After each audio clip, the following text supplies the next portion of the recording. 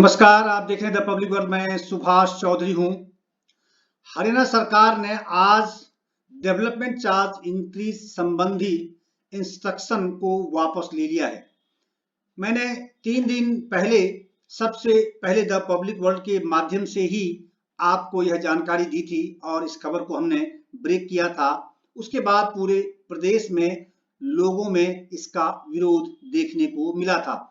दरअसल 18 फरवरी 2022 को हरियाणा सरकार के लोकल अर्बन जो बॉडी है डिपार्टमेंट, उसके द्वारा एक पत्र जारी किया गया था, एक इंस्ट्रक्शन जारी किया गया था कि अब तक के जितने इंस्ट्रक्शंस या ऑर्डर्स थे डेवलपमेंट चार्ज निर्धारित करने संबंधी, उसे स्थगित करते हुए, उसे विड्रॉ कर दिया, रद्द करते हुए और एक नया प्रपोजल सामने ला दिया था। उसमें यह कहा गया था कि 5% ऑफ कलेक्टर रेट जो डेवलपमेंट चार्ज निर्धारित किया जाएगा उसके अनुसार होगा, यानी 5% ऑफ कलेक्टर रेट की राशि जितनी बनती है उसे पर स्क्वायर गज के हिसाब से कैलकुलेट कर आपको डेवलपमेंट चार्ज जमा कराना होगा। लेकिन इसमें रेट्रोस्पेक्टिव इफेक्ट था और यह इफेक्ट यह था कि यानी अगर आपने 10 साल 20 साल पहले भी अपने मकान बनाया है, नक्शा पास कराया है, डेवलपमेंट चार्ज जमा करा दिए हैं, आपने एनओसी ले ली है, नो ड्यूज सर्टिफिकेट उनसे ले लिया है, बावजूद इसके अगर आप नए किसी काम के लिए अगर नगर निगम, नगर परिषद, नगर पालिका में जाते, आवेदन करते, तो आपको उसमें से किसी भी आवेदन का अप्रूवल लेने के लिए पहले नए चार्जेस के अनुसार आपको डेवलपमेंट चार्ज जमा कराना पड़ता, तब जाकर आप वो कागज वहां से हासिल कर सकते, वो अनुमति हासिल कर सकते थे। तो इसको लेकर राजनीतिक सामाजिक दृष्टि से जबरदस्त उबाल देखने को मिला। राष्ट्रीय स्तर पे, हरियाणा स्तर पर भी इस मुद्दे को राजनेताओं ने, विपक्ष ने अपना एक बड़ा मुद्दा बना लिया और इसका विरोध करने वो उतर चुके थे और इस बात की आशंका प्रबल हो चली थी कि हरियाणा के सभी शहरों में इसको लेकर प्रबल विरोध आने वाले समय में देखने को मिल सकता है। दूसरी बात यह थी कि जो कानूनी दुनिया के लोग थे उन्होंने भी इस बात की आशंका पहले जाहिर कर दी थी कि इसमें कानूनी खामियां हैं, रेट्रोस्पेक्टिव इफेक्ट वाले जो टैक्स का कोई प्रोविजन है वो नहीं चल सकता, क्योंकि इस प्रकार का प्रोविजन पहले एक बार यूपीए गवर्नमेंट में लाने की कोशिश की गई थी और वह कोर्ट में टिक नहीं पाया था। तो इसीलिए अगर 50 साल 20 साल पहले, 10 साल पहले किसी ने जो नियम थे उस नियम के आधार पर उन्होंने टैक्स पे कर दिया, डेवलपमेंट चार्ज, और अपना सारा काम कराया, मकान बनाया, आज उससे किस बिना पर आप फिर नए सिरे से डेवलपमेंट चार्ज लेने की बात कर रहे हैं। और संभव है हरियाणा सरकार को यह गलती महसूस हुई और इसके राजनीतिक दुष्परिणाम भी बड़े खतरनाक हो सकते थे, खासकर भारतीय जनता पार्टी और जजपा सरकार के लिए। तो इसीलिए मुझे ऐसा लगता है कि सरकार ने इस सारे दृष्टिकोण का विश्लेषण करते हुए तत्काल इसे 2 से 3 दिन के अंदर ही वापस लेने की घोषणा कर दी। बहरहाल यह स्वागत योग्य कदम है, खासकर हरियाणा के शहरी क्षेत्र में रहने वाले लोगों को आज इस खबर से और इस इंस्ट्रक्शन से, नए इंस्ट्रक्शन से बड़ी राहत मिलेगी, इसमें कोई दो राय नहीं है। लेकिन हरियाणा सरकार को अब मुझे लगता है कि ये भी आश्वस्त कर देना चाहिए था कि रेट्रोस्पेक्टिव इफेक्ट वाले इस प्रकार के टैक्सेशन की बात वो कभी आगे नहीं सोचेगी। बहरहाल इस मुद्दे पर क्या कुछ सोचना है राजनीतिक क्षेत्र में रहने वाले लोगों का, वह मैं आपको सुनवाऊंगा। इसलिए सबसे पहले चलिए कांग्रेस पार्टी के पूर्व प्रदेश प्रवक्ता अशोक बुवानीवाला की ओर, वो क्या कहते हैं, क्योंकि उन्होंने बहुत मजबूती से इस मुद्दे को उठाया था, इसका विरोध किया था और उन्होंने सरकार से तत्काल जो डेवलपमेंट चार्ज बढ़ाने संबंधी इंस्ट्रक्शन जारी किए गए थे उसे वापस लेने की मांग की थी। और इसको लेकर कांग्रेस पार्टी के राष्ट्रीय मीडिया हेड, मीडिया सेल के जो हेड हैं रणदीप सुरजेवाला, उन्होंने भी बहुत मजबूती से, बड़ी मुखरता के साथ सरकार की आलोचना की थी और इस फरमान को तत्काल वापस लेने की मांग की थी। आइए सुनिए क्या कहते हैं अशोक बुवानीवाला। अशोक बुवानीवाला जी, आपका स्वागत है द पब्लिक वर्ल्ड पर। आज हरियाणा सरकार ने डेवलपमेंट चार्जेस से संबंधित जो आदेश 18 फरवरी को जारी किए थे उसे वापस ले लिया है। आपने बहुत जोर शोर से इस मुद्दे को उठाया था और आपने सरकार की कड़ी आलोचना की थी इस मुद्दे को लेकर, और आपकी पार्टी के राष्ट्रीय प्रवक्ता रणदीप सुरजेवाला जी ने भी इसे राष्ट्रीय स्तर पर उठाया था। आज उन्होंने अपने कदम वापस ले लिए हैं, आज चिट्ठी जारी हो गई है, क्या कहना है आपका?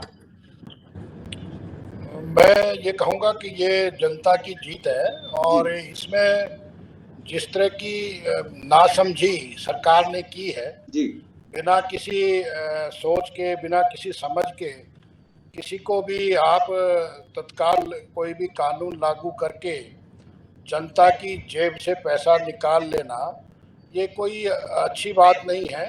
इस मामले में पूरी कोई कमेटी फॉर्म होनी चाहिए थी, नीचे कोई बाकायदा उसकी रिसोर्सिंग करनी चाहिए थी कि किस तरह की कितना पैसा बढ़ना चाहिए, कितना नहीं बढ़ना चाहिए जी। वो सब चीज़ें न करके सीधा आदेश तुगलकी फरमान जारी करके जी सरकार ने आम जन की जेब पे डाका मारने की कोशिश की। जी इसमें इसका विरोध इसलिए हमने किया क्योंकि आम जन के ऊपर ये बहुत बड़ा एक आर्थिक बोझ पड़ने वाला था जी। और इसका इसका सभी आम पब्लिक ने इस बात का हमारे को समर्थन दिया और हमारी पार्टी ने, कांग्रेस पार्टी के सभी नेताओं ने भी इसका पुरजोर हमारे विरोध किया और हमने आज जनता की जीत हुई और हरियाणा के सारी पब्लिक इस बात के लिए खुश है कि फैसला वापस हो गया। जी, आप भी कभी हरियाणा के मुख्यमंत्री के मीडिया एडवाइजर रहे हैं। इस मामले को लेकर वर्तमान मुख्यमंत्री के एक मीडिया एडवाइजर, एक ओएसडी का बयान आया और जो डेवलपमेंट चार्जेस इंक्रीज करने के पत्र जारी किए गए थे, इंस्ट्रक्शन जारी किए गए थे, उसके फेवर में तर्क और तथ्य वो देते दिखाई दिए।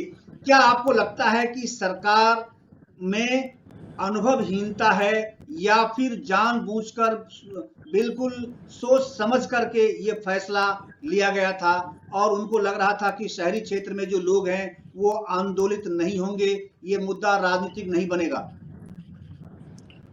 बेसिकली बात ये है, मैं ये कहना चाहूँगा कि ये जो लोग हैं ना, आम पब्लिक जो है उनको मार सहने की आदत हो गई है और अभी हमारे शहर भिवानी की मैं बात आपसे जिक्र करूं जी।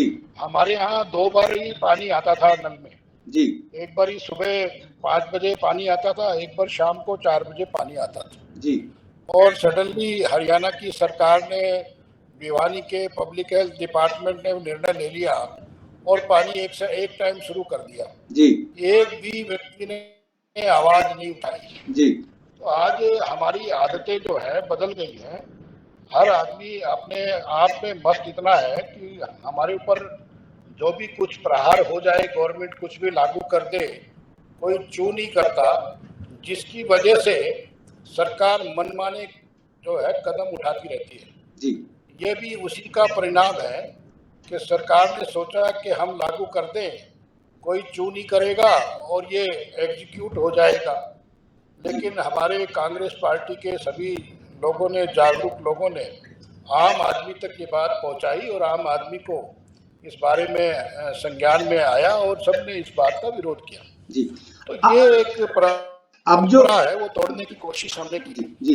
अब जो पत्र जारी हुआ है उसमें, आज के पत्र में 26/9/18 और 27/9/18 को इससे संबंधित जो उन्होंने इंस्ट्रक्शन जारी किए थे उसे अब एप्लीकेबल बताया है और जो इन्होंने इंक्रीजमेंट की बात कही थी उसे विड्रॉ कर लिया है। क्या आपको लगता है एक राजनेता के रूप में ये जो फैसले लिए गए, अब इन्होंने बैक लिया है, अपने अपने कदम उनके ठिठके हैं, ऐसे में राजनीतिक दृष्टि से क्या कुछ इसकी हनक आगे तक दिखेगी आपको? निश्चित तौर पे हमने अपने बैनर पे 2 मुद्दे उठाए थे जी। अभी आपने देखा, आपने ये मुद्दा उठाया और ये सरकार ने इम्प्लीमेंट करने से मना कर दिया और ये वापस ले लिया अपना कदम। जी। दूसरा, हमने स्टूडेंट्स का भी मुद्दा उठाया, आपके सामने आया था, आपके संज्ञान में आया होगा जी कि छात्रों से फीस ले ली गई, एग्जामिनेशन फीस। जी। जी। और पिछले साल भी वो एग्जामिनेशन फीस ली गई थी और पिछले साल भी एग्जाम नहीं हुए थे और लोगों के पैसे जो है करोड़ों रुपया सरकार ने डकार लिए थे जी।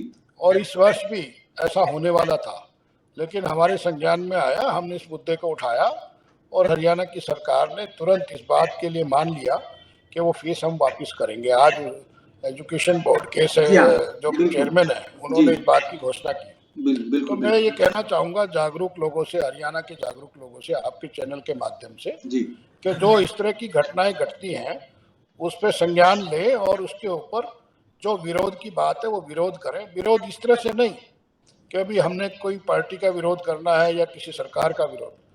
जो आपको दुख दे रहा है कोई चीज, उसका विरोध जरूर करना चाहिए और उसके बारे में सरकार को संज्ञान में लाना चाहिए। जी। मगर वानीवाला जी, सवाल उठता है कि अगर कोई व्यक्ति किसी प्रदेश का, देश का या एक मंत्री के रूप में किसी मंत्रालय का नेतृत्व करता है, तो जब कोई फैसला नीतिगत लिया जाता है तो उसमें उनकी अपनी एक राजनीतिक सोच और समझ होती है, उनका अपना एक आकलन और विश्लेषण होता है और उसकी राजनीतिक दूरदर्शिता उससे दिखती है।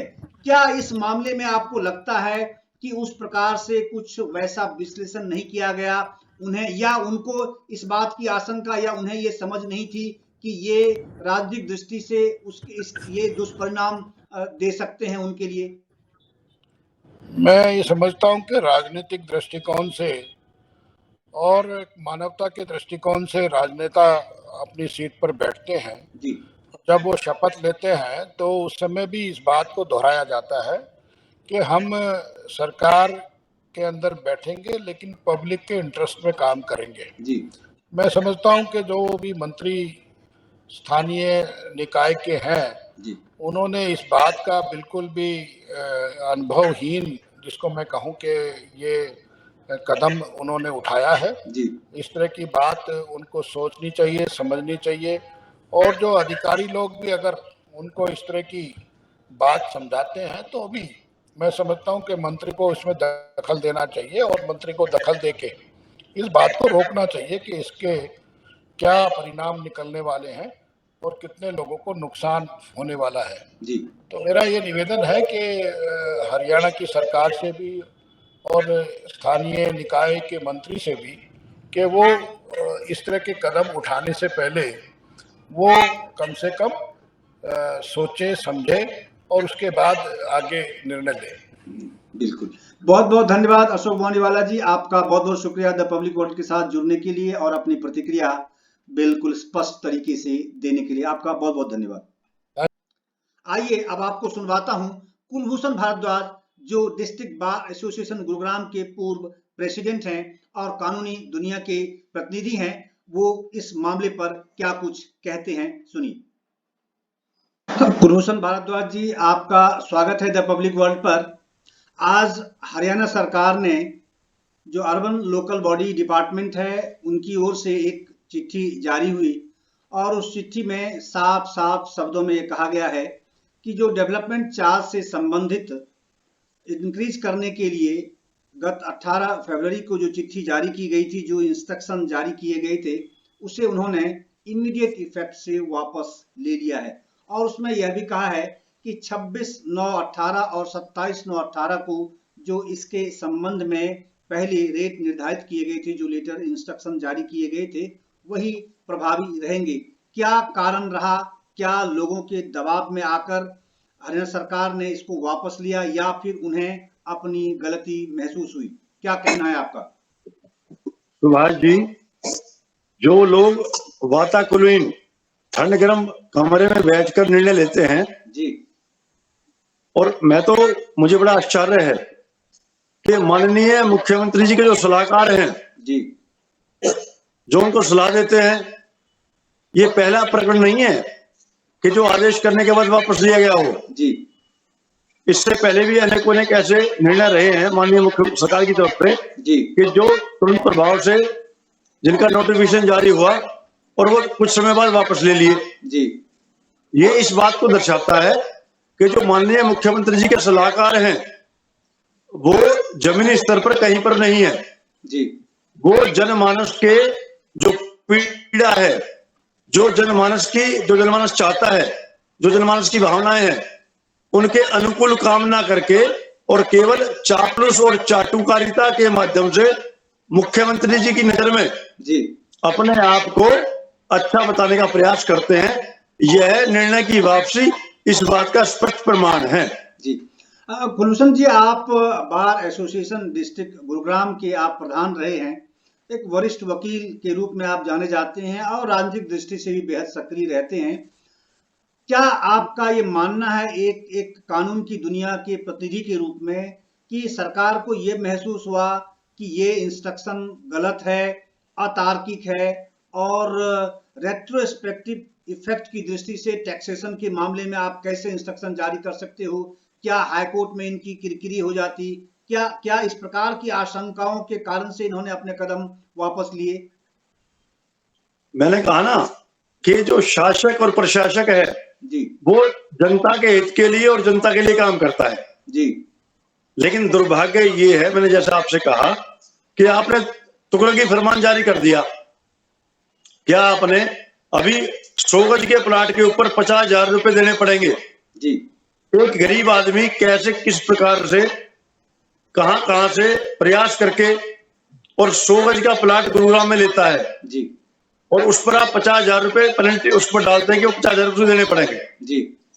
Development charge. ये अपने आप में बड़ा एक ऐसा हास्यास्पद निर्णय है जी तो जिसके लिए मैं कहता हूं कोई भी व्यक्ति हो, चाहे कोई भी सरकार हो, कोई भी शासन हो, कोई भी प्रशासन हो, पहले की भी सरकारें रही हैं, लेकिन मैंने कहा ना आपसे कि माननीय मुख्यमंत्री जी के जो आसपास लोग हैं वो अयोग्य लोग हैं, चापलूस और चाटुकार हैं। वो धरातल के ऊपर जनता से जुड़ी हुई भावनाएं माननीय मुख्यमंत्री जी के समक्ष प्रस्तुत नहीं करते। वो केवल अपनी सीट को बचाने के लिए, अपने पद को बचाने के लिए और मुख्यमंत्री जी की चापलूस और चाटुकारिता करते हैं और ये परिणाम इसी बात का है। मगर कुलभूषण जी देखिए, जो व्यक्ति नेतृत्व प्रदान करता है प्रदेश को या देश को या किसी मंत्रालय को मंत्री के रूप में भी, तो उनकी अपनी एक राजनीतिक सोच और समझ होती है और उसी दूरदर्शिता के आधार पर वो निर्णय लेते हैं।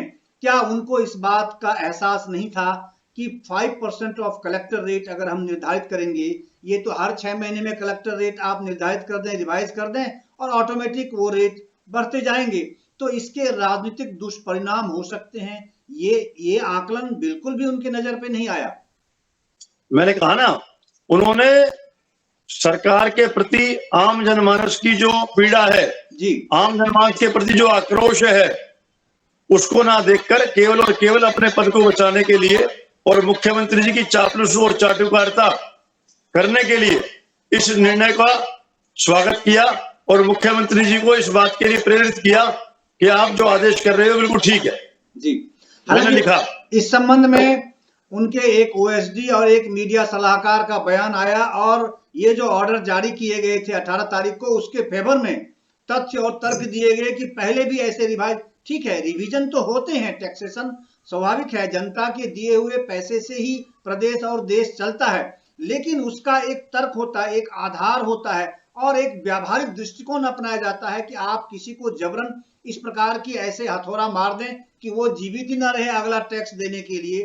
तो इस प्रकार की चीजें देखने को मिली और बहुत अजीब सी स्थिति लगी इस पिछले 4-5 दिनों के दौरान जो हालात बने, उसमें इस तरह के बयान आने और सरकार की ओर से सरकारी पक्ष बिल्कुल भी मौन था।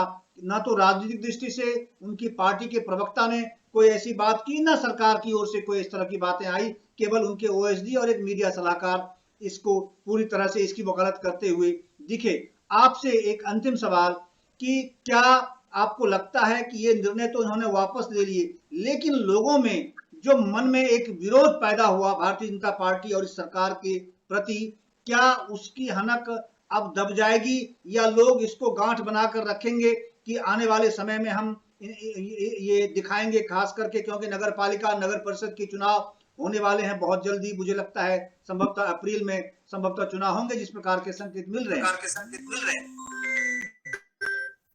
मैंने उससे कहा कि अनेक लोग न्यायालय परिसर में आए और उन्होंने मेरे को ये कहा कि अब हमारे पास केवल हमारे शरीर के अंदर रक्त बचा है और हम आग्रह और निवेदन करते हैं कि भारद्वाज जी, आपकी पार्टी की सरकार है, आप हमारे उस रक्त को भी निकाल लें और हमारे पास कुछ नहीं बचा, क्योंकि कोरोना काल के अंदर जिस प्रकार से आर्थिक स्थिति देश की रही और उसी का परिणाम है हरियाणा के अंदर भी हर व्यक्ति से प्रभावित रहा।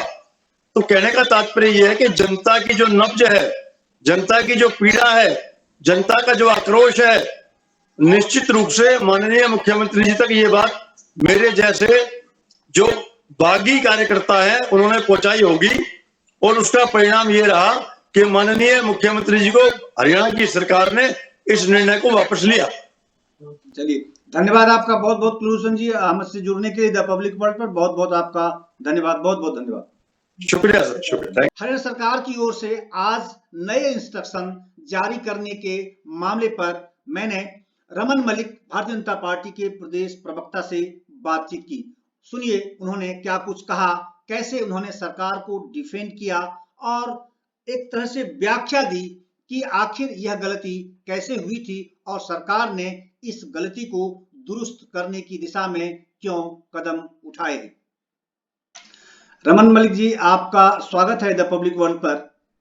हरियाणा सरकार ने 18 फरवरी को डेवलपमेंट चार्ज इंक्रीज करने संबंधी जो इंस्ट्रक्शन जारी किए थे, आज उसे उन्होंने विथ इमीडिएट इफेक्ट वापस ले लिए हैं और उन्होंने कहा है कि 26/9/18 और 27/9/18 को इससे संबंधित जो इंस्ट्रक्शंस जारी किए गए थे वही अब एप्लीकेबल होंगे। क्या रिएक्शन है आपका भारतीय जनता पार्टी के प्रदेश प्रवक्ता के नाते?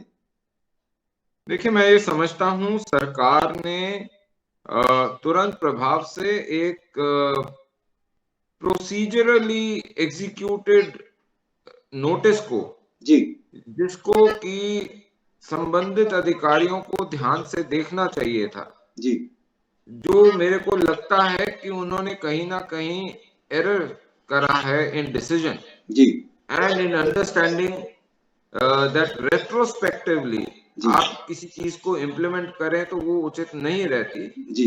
इसका एक बड़ा उदाहरण एक 2011 में मेरे ख्याल से या 12 में प्रणब मुखर्जी साहब ने, जो बाद में भारत के राष्ट्रपति बने, उन्होंने एक रेट्रोस्पेक्टिव टैक्स लेकर आए थे जी, और उसकी वो दैट कुड नॉट स्टैंड जी। सो मेरे को एक तो लगता है, एक तो ये रेट्रोस्पेक्टिव नेचर ऑफ टैक्सेशन के लिए जब भी आप कोई भी अफसर आगे बढ़े जी, तो उसको विभिन्न न्यायालयों के दिए हुए डिसीजंस को पहले स्टडी कर लेना चाहिए, उसको उसकी एक लोकस स्टैंडाई बना लेनी चाहिए बिल्कुल, और उसके उपरांत एक प्रोसीजरल मैनर में ये नोटिस इशू हुआ है। जी, किसी लेजिस्लेटिव ने ये नोटिस नहीं इशू करा है, जी, किसी सरकार के मंत्री ने नहीं करा है, जी, एक प्रोसीजरल मैटर में हुआ है। लेकिन जैसे सरकार के आदरणीय मुख्यमंत्री जी के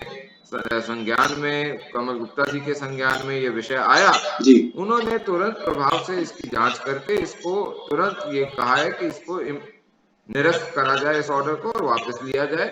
और मैं ये समझता हूं कि जिस प्रकार से हुड्डा की आपको याद होगा कुछ समय पहले हुड्डा की एनहांसमेंट का एक बहुत बड़ा विषय चला था, जी, जी, और समय समय पे आदरणीय मुख्यमंत्री जी ने उस विषय को सुलझाने के लिए 1, 2, 3, 4 ऑप्शन निकाल के बार दी। और आज हुड्डा का जो ये सेटलमेंट का विषय है, जी, ये एनहांसमेंट का विषय जो है, ये 80 से 85%, 90% सुलझ चुका हुआ। जी, तो ये भी एक बहुत बड़ी राहत है। जो ये कानून जिसके अंतर्गत ये नोटिस दिए गए, ये भी 2012, 2013, 2009 ऐसे बने हुए जी, हाँ, बिल्कुल। तो एरर जो प्रेमाइस में था, लॉ के प्रेमाइस में जो एरर था, वो कांग्रेस की सरकार के अंदर बना हुआ था। एक प्रोसीजरल मेथड के अंदर अफसरों ने इसको फॉरवर्ड करा, मुख्यमंत्री जी और अर्बन लोकल बॉडीज के मिनिस्टर्स ने जब ये देखा है, उन्होंने तुरंत प्रभाव से इसको वापस लिया। और मैं ये समझता हूं कि एक फलदार पेड़ ही झुक सकता है, जो तना हुआ खड़ा हुआ रहेगा सूखा पेड़ वो टूटता ही है। जी, बहरहाल जी मलिक साहब बात तो बिल्कुल ठीक कह रहे हैं कि समय रहते, बहुत देर नहीं हुई, समय रहते ही इसे वापस ले लिया गया कि कोई ऐसा आंदोलन सामने आए, लोग सड़कों पर आए और विद्रोह हो या सरकार के खिलाफ कोई ऐसा वातावरण तैयार हो, उससे पहले उन्होंने इसको वापस ले लिया। लेकिन इस इतना बड़ा निर्णय जो कि हरियाणा पूरे प्रदेश के सभी शहरों और इसमें लार्ज स्केल के जो सिटी हैं उसके लिए, मीडियम स्केल और यहाँ तक कि जो कस्बा ब्लॉक लेवल का जो शहर है उसको भी इसमें पूरा जवाब पहले दे दिया है चौधरी साहब, मैंने आपको इसका जवाब शामिल कर लिया गया था। This was a procedural order. जी, ये कोई नया टैक्स लेवी लगाने के लिए सरकार ने रास्ता ढूंढ के कोई ऑर्डर बनाया हो, ये नहीं था जी ये एक प्रक्रिया वाला ऑर्डर था जी ये कोई स्पेशल ऑर्डर नहीं था। This was a procedural order. जी तो ये प्रोसीजरल ऑर्डर जो जिस भी अधिकारी ने दिया है जी उस अधिकारी ने एक प्रोसीजर में दे दिया, लेकिन उसकी रेमिफिकेशन और उसके बारे में जब नॉलेज जो है वो दी गई है कंसर्न मिनिस्टर को और आदरणीय मुख्यमंत्री जी को, जी उन दोनों ने तुरंत प्रभाव से इसको समझते बूझते उसको ठीक करा, क्योंकि ये जनहितैषी सरकार है, जी ये वो सरकार नहीं जो सीएलयू बेचती है। जी। मगर इसके राजनीतिक दुष्परिणाम तो हो सकते थे मलिक साहब, ये तो मतलब इस पे तो बहुत विजिलेंट रहने की जरूरत है एक सरकार को या विभाग के मंत्री को। देखिए, कई बारी होता है कि इस प्रकार के विषय हो जाते हैं जी और उसके उपरांत एक ही चीज होती है कि समझदार व्यक्ति उससे सीख लेके दोबारा ऐसा ना हो, जी इस चीज के लिए हमेशा प्रयासरत रहता है। जी। तो आपको लगता है कि अब जनता बिल्कुल अब खुश रहेगी और जो ये फैसला वापस लिया गया इसका कोई जो पॉलिटिकल नेगेटिविटी है उसमें ये तब्दील नहीं होंगे आने वाले समय में, क्योंकि देखिए विपक्ष के लिए एक मुद्दा बन गया था ये। चौधरी जी साहब देखो, ऐसा होता है, जी लक्कड़ बग्गे जब शिकार तो अपने आप करते नहीं है, कोशिश करते हैं किसी और ने शिकार करा हो तो उसको खा लें, जी ठीक है। They are known as scavengers, okay परजीवी की तरह होते हैं, जी तो उनको मौका नहीं देना चाहिए। और दूसरी चीज कि ये जनता की सेवा करने के लिए सरकार है, जी ये सरकार राज करने के लिए नहीं है, ये सरकार सेवा करने के लिए। मुख्यमंत्री मनोहर लाल सेवक हैं, वो उनको मेवा खाने का कोई शौक नहीं है और ना आगे उनका कोई खाने वाला है, ना उनका किसी बेटे को उन्होंने सेटल करना है। हाँ, अलबत्ता किसी नेता को अपने बेटे को सेटल करने के लिए क्या क्या पापड़ बेलने पड़ते हैं वो अलग विषय है। जी तो हमारे को इससे कोई नहीं है, हमारे को ये है कि जब भी कोई गलती किसी भी प्रभाव की अगर ये सामने लगती है कि हमने करा है या पहले की हुई हो, कभी भी कोई भी गलती होगी, अगर वो जनहित के खिलाफ होगा काम और उसमें हमारी गलती भी होती है या पहले का करा हुआ कोई काम है जिसमें गलती होती है, जी तो जनहित के लिए हमारे को नीचे झुक के उसको ठीक करने में कोई कोशिश नहीं होती। उसकी वजह ये है जी क्योंकि हम अपनी ईगो के लिए नहीं है, हम जनता की सेवा के लिए।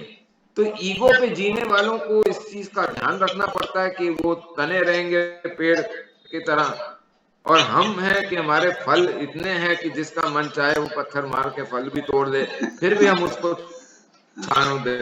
जी जी।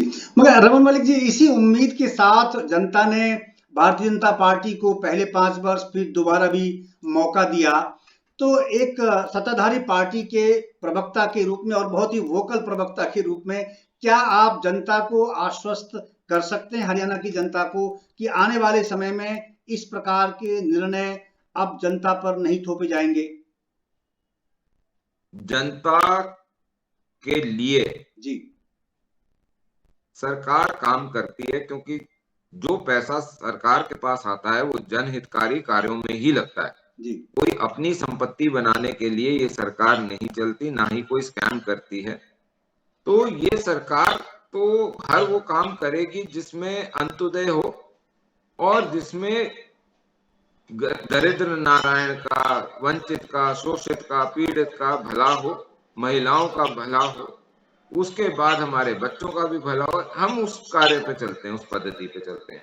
अब आपको मैं इतना जरूर बोल सकता हूं कि इस प्रदेश का एक एक पैसा जो टैक्स का आता है वो जनहितकारी कार्यों में लगता है और उसके अलावा कहीं नहीं जाता। इसलिए हम वही जनता से कर लेंगे जो जिसकी जरूरत अन्य नागरिकों को है प्रदेश के। उसके अलावा हमारे को अपनी जागीरें बनाने का कोई शौक नहीं है साहब। ना हमारे को कोई बड़ी रियल एस्टेट कंपनी खड़ी करनी है, ना हमारे को सीएलयू वाला एजेंट्स बनना है, ना हमारे को अदानी के साथ बिजली का कॉन्ट्रैक्ट करना है और उसमें से निकालना है, ना हमारे को एलएनटी के साथ कोई चीज बनानी है, ना हमारे को कोई और कंस्ट्रक्शन खड़ी करनी है कंपनी, ना हमारे को डीएलएफ को संभालना है, जीजा जी को संभालना है। हमारे ये सारे जो पैराफिनेलिया वाले काम है ना, ये हमारे पास है नहीं साहब। जी जी। एक्चुअली जनता को हैरानी इस बात से हुई थी क्योंकि अभी हरियाणा का बजट आना है प्रदेश का, मुख्यमंत्री जी मैराथन बैठक लगातार प्री बजट सेशन कर रहे हैं, तो लोगों को ये उम्मीद जरूर हो सकती थी कि बजट के समय में हो सकता है कुछ न्यू प्रोविजंस वो इसमें इंक्लूड कर सकते हैं, और जहां तक एक्सचेकर जो कलेक्शन की बात है तो उसके लिए हर सरकार कोशिश करती है, डेवलपमेंट करना है प्रदेश का, मगर बजट से पहले एक तरह से इनडायरेक्ट वे में से इस प्रकार का टैक्सेशन कर देना ये बड़ा हतप्रभ करने वाला नहीं था। देखिए, मैं इस चीज का पहले भी आपको चौधरी साहब जवाब दे चुका हूं। अब आप बार बार घुमा के उसको जवाब लेना चाहोगे तो मेरा जवाब तो वही रहेगा कि प्रोसीजरल ऑर्डर था, उसकी त्रुटि को समझा गया, उस प्रोसीजरल ऑर्डर की ये समझा गया कि वो जनहितकारी नहीं है, या उससे जनता का नुकसान हो सकता है, या वो प्रोसीजरल गलत है, या वो लॉ बाय लॉ गलत है, और उसको वापस लेना एक सरकार, एक संवेदनशील सरकार की ड्यूटी होती है। वो हमने पूरी करी। तो मेरे को ऐसा लगता है कि आप जितनी बारी भी पूछोगे जवाब घूम के वही आएगा। और कोई तरीका उससे पूछना चाहो चौधरी साहब तो वो भी स्वागत है। धन्यवाद आपका अरमान मलिक जी, बहुत बहुत शुक्रिया आपका। पार्टी और सरकार के पक्ष में आप लगातार बहुत जमकर बैटिंग करते रहते हैं, ये आवश्यक था कि आपका रिएक्शन इसमें जरूर जाए, हरियाणा की जनता जरूर जाने की पार्टी आखिर इस मुद्दे पर क्या सोचती है। आपका बहुत बहुत शुक्रिया द पब्लिक वर्ल्ड के साथ जुड़ने के लिए। धन्यवाद आपका, बहुत बहुत धन्यवाद।